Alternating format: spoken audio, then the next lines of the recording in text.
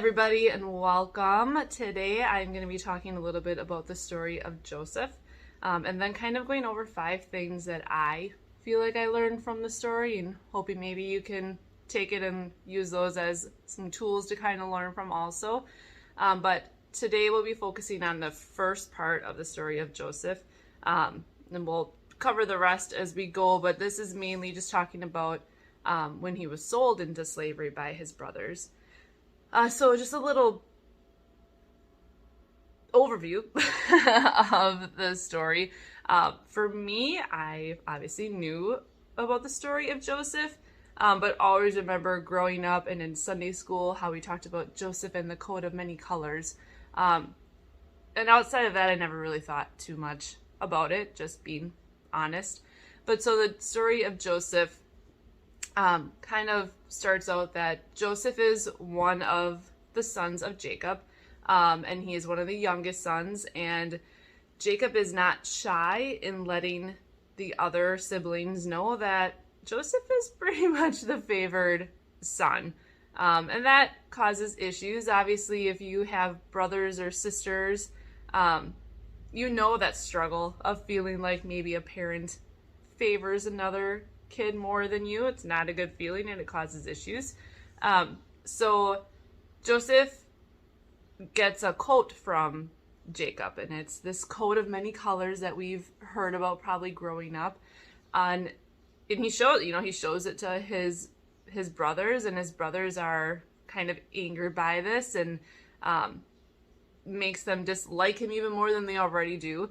In the Bible, it says in Genesis 34 verse 4, when his brothers saw that their father loved him more than any of them, they hated him and could not speak a kind word to him.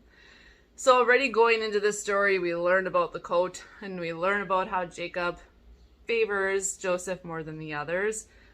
So we already see that tension going into the story of this fight against a father's love, basically. So as the story goes on, we learn that Joseph has these dreams, and he is very open with sharing these dreams to his brothers. Who knows in what type of context it was said, but maybe not in the best context, not quite sure. But the dreams are dreams that if someone were to tell me they had these dreams, I probably would have the same thoughts of the brothers as like, who do you think you are? Like, why do you think you're better than me?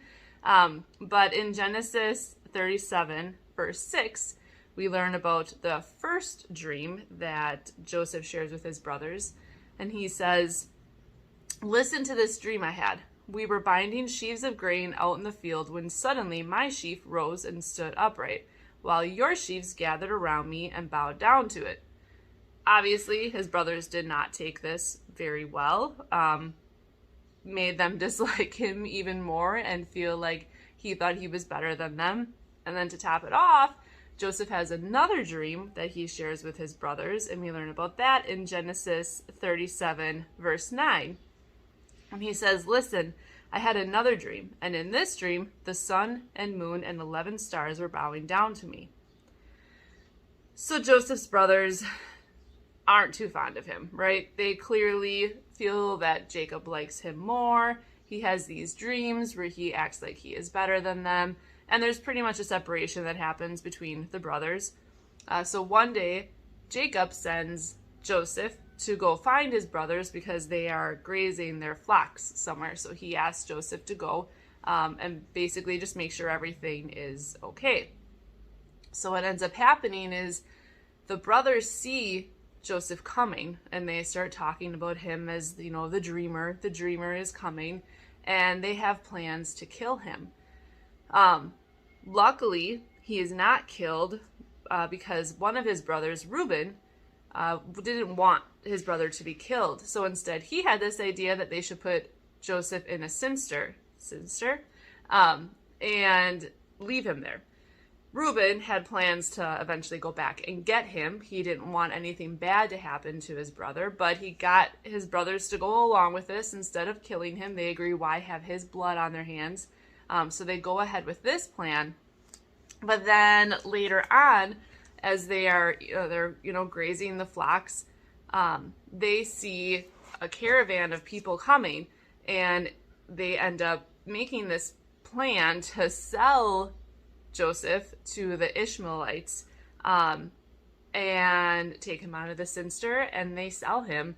And Reuben eventually finds out about this. Reuben didn't know that they had done this. And he just wonders, what are we going to do? My brother is now gone, and how are we going to tell our father this? So eventually they make the decision to take Joseph's robe of many colors, and they kill an animal, and they drench it in blood, and they tell the father, or they tell Jacob, that Joseph was killed by a ferocious wild animal.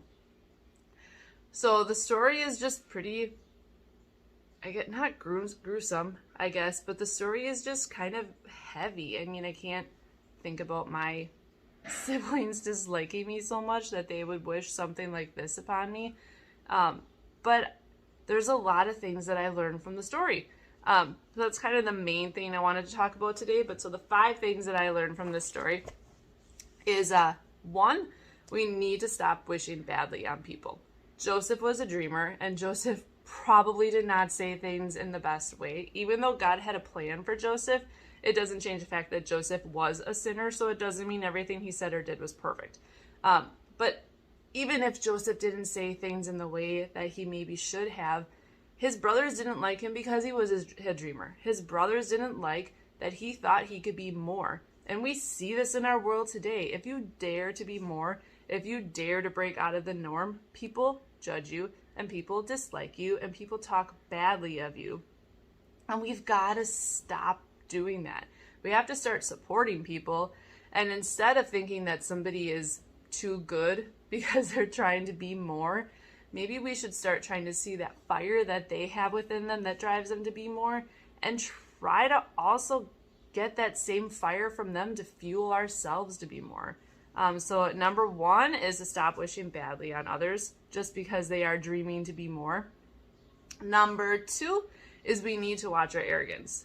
Again, kind of like I said, I don't know for sure, but I could see how things that Joseph said could be taken the wrong way or be taken as arrogance. And I think it's a struggle we all have sometimes, is to find that balance of how we say something so it doesn't come across arrogant. But I think it's really important to watch our words. Saying less is probably or always best.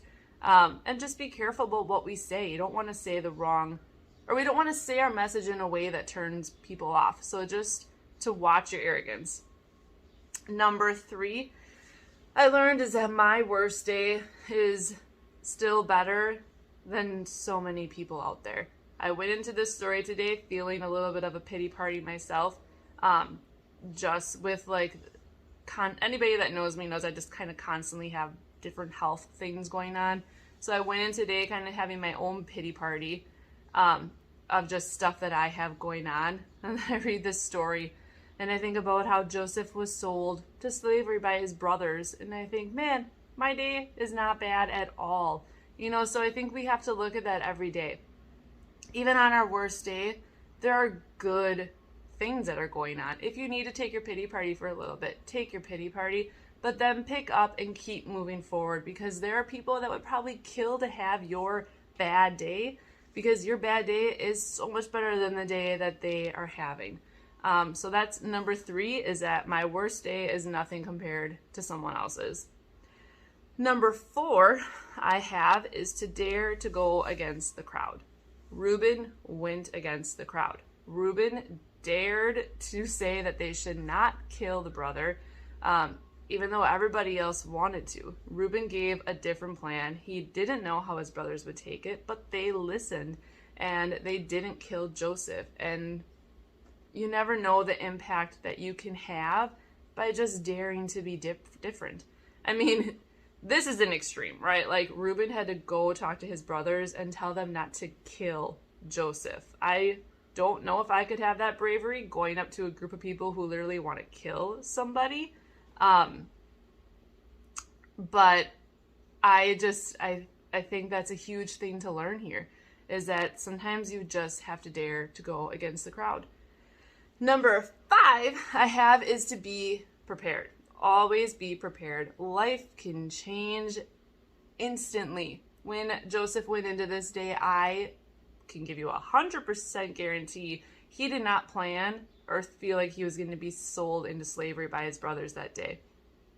I'm not saying be prepared of all of these bad things that could maybe happen in our lives, and to prepare for them in some way, more so to prepare our hearts in the fact that things can change quickly. And the only thing that we can know for certain is that we have our faith, and that no matter what happens, we're grounded in that. So I guess I say be prepared in the fact of make sure your heart is always where it needs to be.